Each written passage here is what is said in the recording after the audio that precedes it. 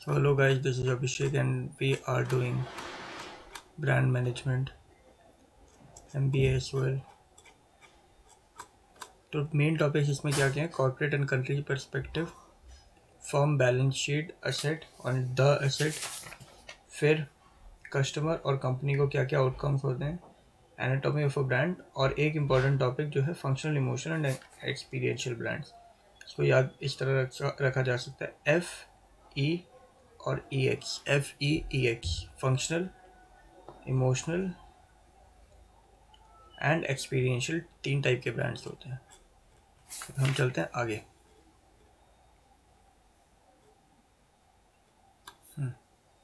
So basically brand और marketing perspective जो होते हैं वो 2 होते हैं, कॉर्पोरेट पर्सपेक्टिव और कंपनी पर्सपेक्टिव। और इन दोनों चीज़ों से ब्रांड वैल्यू पे डिपेंडेंसी बनती है। ब्रांड वैल्यू इन चीज़ों पे डिपेंड करती है कि ब्रांड की क्या परसेप्शन है, कस्टमर परसेप्शन क्या है, ड्राइविंग कंपनी ग्रोथ कैसे हो रही है उसकी, और different type of brands, functional, emotional and experiential brands. आगे चलते हैं, कॉर्पोरेट एंड कंट्री पर्सपेक्टिव। अब क्या है कॉर्पोरेट पर्सपेक्टिव, क्या होता है देखो, अभी आगे डिटेल में आएगा। कंज्यूमर परसेप्शन जो होती है उससे फ़र्क पड़ता है परचेज बिहेवियर में और उससे मार्केट शेयर में। आखिरकार मार्केट शेयर जो है वो कंट्रीब्यूट करता है कंट्री पर्सपेक्टिव में। अब ब्रांड और marketing success from a corporate point of view. तो एक कंपनी चल रही है, कोई कॉर्पोरेट है, मान लो TCS है, TCS और इन्फोसिस है।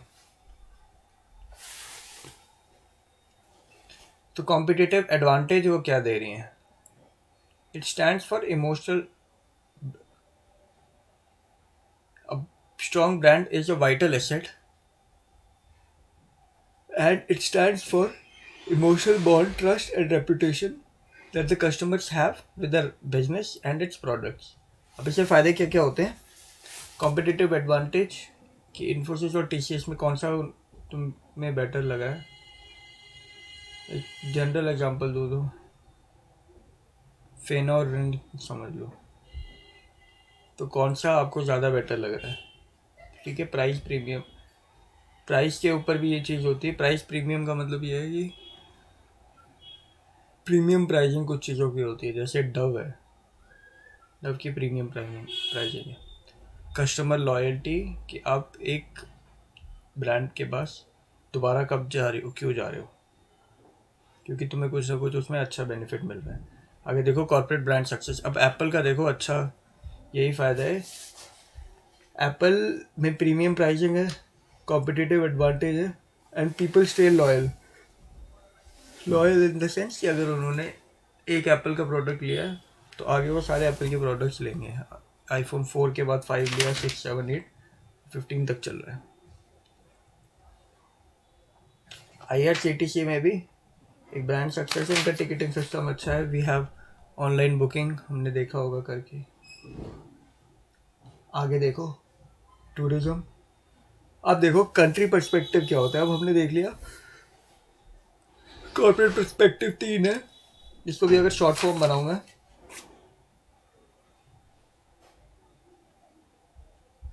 CPC इसको, if you want to remember this, CPC, competitive advantage, price premium and loyalty. CPL है राधे।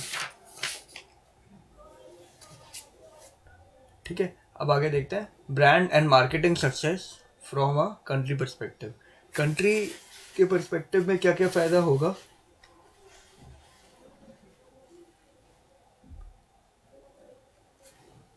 टूरिज्म बढ़ेगा, ट्रेड एंड इन्वेस्टमेंट बढ़ेगी और cultural influence will be impacted. Country brand success के एग्जांपल्स देखो, इनक्रेडिबल इंडिया, हाँ, मेक इन इंडिया। मार्केटिंग क्या क्या चीज़ें बेटर करती है, ब्रांड पोजीशनिंग। ब्रांड पोजीशनिंग का मतलब ये है कि किस तरह से you are positioning your brand that people feel a competitive advantage with your brand. Apple ने कैसे अपनी ब्रांड पोजिशनिंग करी है, ब्रांड कम्युनिकेशन, कैसे ब्रांड अपने आप को कम्युनिकेट करती है आगे, तो काफ़ी सारा लिखा हुआ है। ब्रांड एक्सपीरियंस, ब्रांड एक्सपीरियंस कि वो ब्रांड लेने के बाद उनको क्या एक्सपीरियंस मिलता है, customer service, marketing initiatives, brand advocacy. फिर है brand monitoring and adaptation. Monitoring का मतलब ये है कि आप सेल के बाद भी देखते रहोगे कि how are the customers perceiving it. So 4 points हैं, brand positioning, communication, experience and monitoring, PCEM।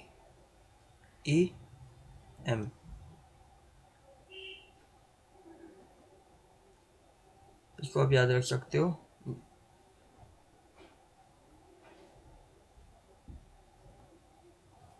Positioning, communication, experience और मॉनिटरिंग।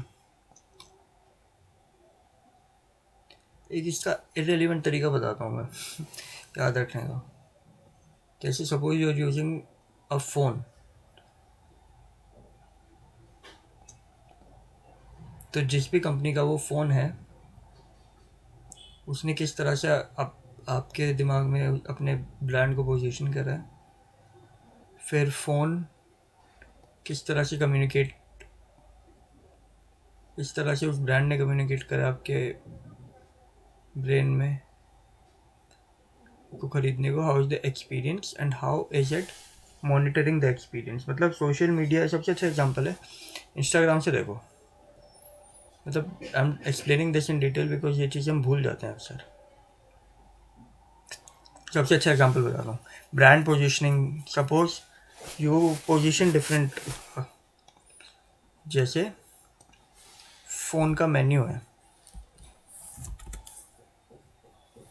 सपोज फ़ोन का मेन्यू आपने देखा, एंड्रॉयड का, किसी भी एंड्रॉयड फ़ोन का मेन्यू देख रहे हो, तो इसके अंदर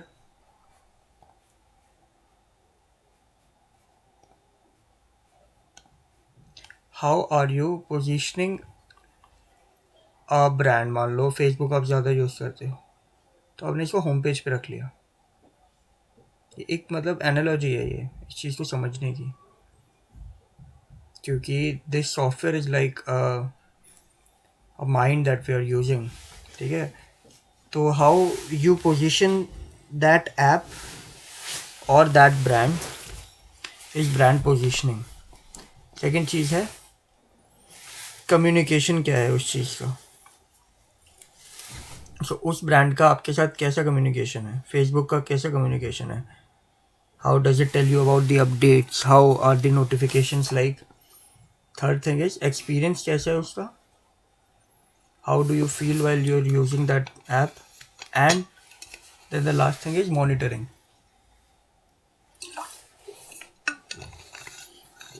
how Facebook monitors your activity in order to show you ads. तो ये एक अच्छा एनालॉजी है जिससे you will be able to remember this. 7 minute हो गए, 9 मिनट हो गए अब आगे चलते हैं। कंट्री पर्सपेक्टिव अभी आएगा, कंट्री पर्सपेक्टिव आ चुका है। टूरिज्म, अच्छा this is the previous page. Basically what I am doing is कि मैं PDF यहाँ से स्क्रॉल कर रहा हूँ and I am reading the actual book, because अगर if you have to study in long run I believe that screen time should be minimum. So concept of firm, balance sheet, assets and the asset. अब firm का मतलब क्या है, a firm refers to business entity और organization. Let's do one thing, I make a second lesson from here. 10 minutes का तो हो ही गया। Okay, see you then guys. Abhishek Shankar Mehra. See you in the next video.